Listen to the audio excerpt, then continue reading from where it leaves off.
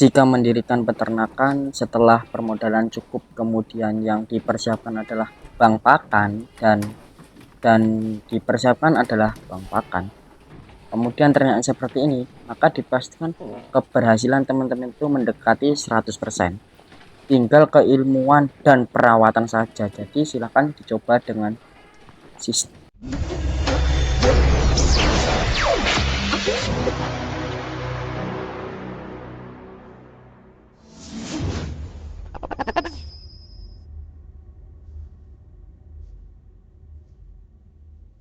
Halo guys, assalamualaikum warahmatullahi wabarakatuh.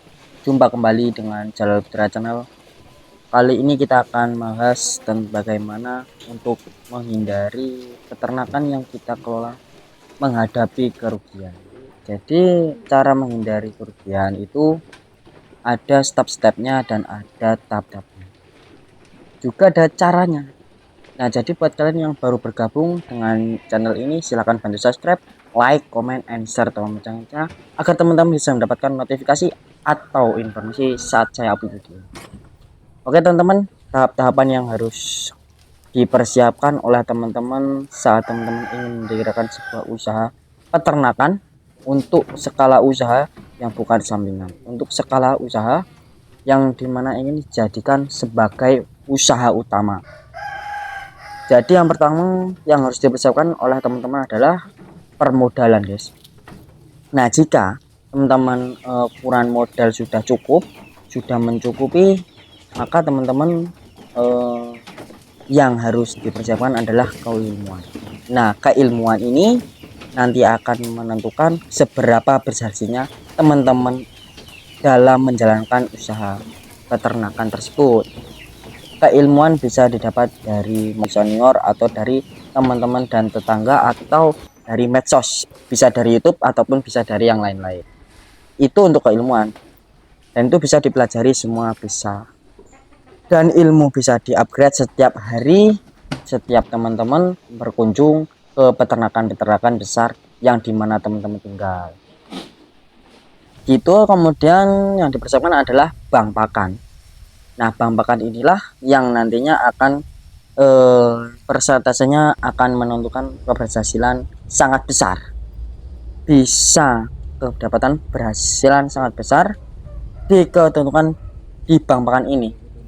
Kebutuhan bank pakan ini menentukan keberhasilan teman-teman melebihi 50%. Jadi 50% itu keberhasilan itu terletak di bank pakan atau persediaan pakan. Setelah teman-teman sudah mempersiapkan yang pertama, kemudian yang kedua, yang berikutnya adalah teman-teman harus mempersiapkan yaitu kandang. Nah, kandang ini juga harus sesuai spek atau sesuai tujuan teman-teman mendirikan usaha ternaknya itu dengan sistem apa. Dan itu maupun breeding ataupun fattening. Seperti itu. Jadi ya harus jelas tujuannya.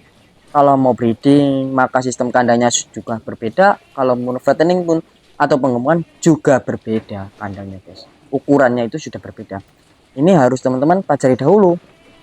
Kalau teman-teman sudah memiliki kandang sebagai persinggahan atau pertangkaran kambing atau hewan ternak, teman-teman kemudian bisa persiapkan kambingnya atau ternaknya guys. Nah, di sini teman-teman ternaknya ini akan menentukan seberapa bagus bibit yang kita beli. Kemudian kalau teman-teman ingin memiliki indukan yang bagus, teman-teman bisa memilih ciri-ciri sebagai berikut.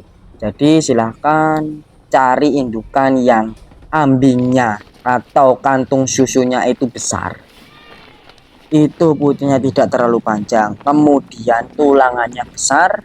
Nah, apalagi teman-teman bisa membeli bibitan yang sudah membawa anak. Nah, dengan teman-teman membeli bibitan bawa anak, indukan yang sudah membawa anak itu ataupun bunting, itu teman-teman akan mengetahui kualitasnya seperti apa indukannya ataupun cempenya. Kalau biasanya teman-teman itu membeli indukan membawa anak 1 atau 2 ekor, nanti berikutnya akan dominan beranak satu atau dua. Biasanya, biasanya kalau indukan yang membawa anak 2 ekor itu kemungkinan entarnya atau besoknya lagi kalau udah melahirkan yaitu akan beranak dua gitu. Jadi dengan sistem beli bibitan atau indukan yang sudah bawa anak atau bawa cempe itu teman-teman akan lebih cepat hasilnya. Iya, karena dengan teman-teman membeli indukan yang bawa anak di 3 bulan atau 4 bulan kemudian bisa panen anakan tersebut. Jadi tidak terlama untuk menunggu hasilnya. Nah, ini harus teman-teman lakukan. Nah, kalau teman-teman sudah bisa memiliki hal yang sudah dibahas dari awal, maka teman-teman yang harus dipahami adalah bagaimana teman-teman itu merawat anakan tersebut ataupun cempenya itu, teman-teman. Nah, biasanya kalau di usia 0 sampai 1 bulan biasanya itu terjadi dengan kejang-kejang, teman-teman. Jadi untuk antisipasinya itu maka untuk diberikan pakan yang tidak langsung terkena hujan. Nah, pemberian pakan yang biasanya habis ngarit atau habis ngerumput masih basah kemudian diberikan ke kambing itu biasanya ya pada anaknya terjadi kalau lahir kejang atau kaku itu. Dan kasus ini banyak ditemukan di peternakan yaitu biasanya yang terjadi kalau dari medis katanya sih tetanus, tapi kalau di peternakan yang dari saya ketahui biasanya dari pakan. Itu kemudian kalau untuk tahapan yang berikutnya adalah setelah teman-teman persiapkan permodalan, kemudian ilmuwan, kemudian bank pakan, lalu sudah kandangnya. Jadi teman-teman sudah memiliki kambingnya atau ternaknya, maka teman-teman yang harus dikuasai adalah bagaimana melakukan perawatan dengan baik. Nah, perawatan ini bagaimana? Perawatan ini melengkapi atau meliputi pemberian pakan, kemudian kesehatan, obat-obatan, juga rutinitas harian dan mingguan. Rutinitas harian itu apa? Ya, biasanya itu pakan, minum, ngecek kesehatan, diperhatikan, ngecek itu ya diperhatikan ada apa cempenya tidak menyusu, indukannya tidak menyusui dan sebagainya. Kemudian kalau mingguan yaitu pembersihan kandang plus penyemprotan pastak atau regen ataupun obat-obatan yang lain di kandang maupun di ternak. Dan tujuannya itu apa? Tujuannya adalah terhindar dari kutu atau parasit yang biasanya seperti gatal-gatal, seperti gudik, korep. Nah, ini kalau kambing yang bulunya sudah terkena kutu ataupun gudik, maka dia akan kurus dan lama-lama produktivitasnya kurang baik. Jadi kalau teman-teman sudah merawat ini bagus, sudah menguasai, kemudian yang berikutnya adalah pemasaran.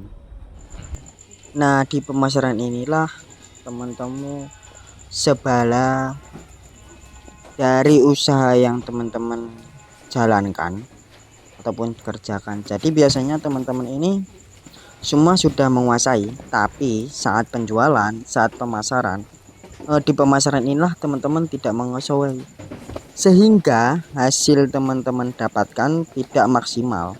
Contoh, teman-teman akan menjual anakan usia 4 bulan. Kalau teman-teman beli biasanya di 1.500.000 karena teman-teman tidak menguasai penjualan.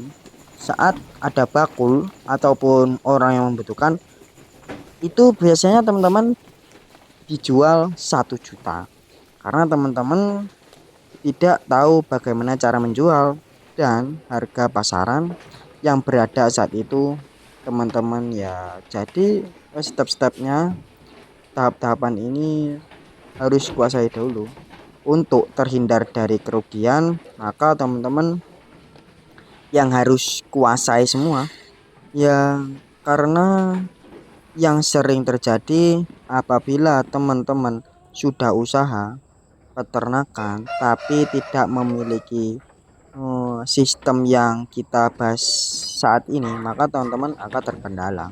Contohnya kalau skala besar lebih dari 70 ekor sampai 100 ekor ke atas, itu teman-teman tidak bisa mengandalkan dengan mengarit ataupun merumput ya, karena 100 ekor itu biasanya kebutuhan pakannya per hari itu setengah kol diesel kalau untuk daun singkong ataupun rumput. Kalau rumput biasanya satu kol diesel untuk 100 ekor. Nah, ini breeding. Kalau breeding biasanya itu makannya lebih banyak. Kenapa kalau makannya lebih banyak? Karena breeding ini biasanya menyusui anak saat induknya menyusui. Jadi, maka tingkat daya cernaknya itu lebih tinggi, gitu ya. Pola pakannya lebih banyak. Nah, ini sering terjadi. Jadi beda dengan jantan ataupun fattening. Kalau fattening stabil untuk kebutuhan pakan. Itu ya teman-teman. Maka yang dipersiapkan adalah bank pakan. Karena di bank pakan inilah penentu segalanya. Biasanya karena teman-teman mengandalkan memang banyak duitnya, modal banyak, kemudian tidak terhitung manajemennya morat-marit sehingga serba beli, pakan beli, konsentrat beli, ya daun singkong beli, odot pun beli, sehingganya kosnya tinggi. Nanti teman-teman panen menjual, maka setelah dipotong kos pakan hasilnya sedikit. Jadi teman-teman silahkan pelajari dulu video ini. Kalau ada manfaatnya silahkan dipakai, kalau tidak ada manfaatnya diabaikan saja. Kami hanya memberikan edukasi dari pengalaman-pengalaman ternak yang selama ini kunjungi dan kami rangkum.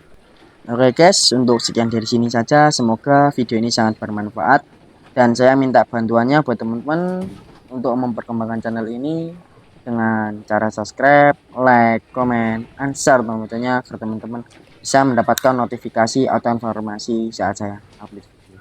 Oke ya guys, saya akhiri. Assalamualaikum warahmatullahi wabarakatuh.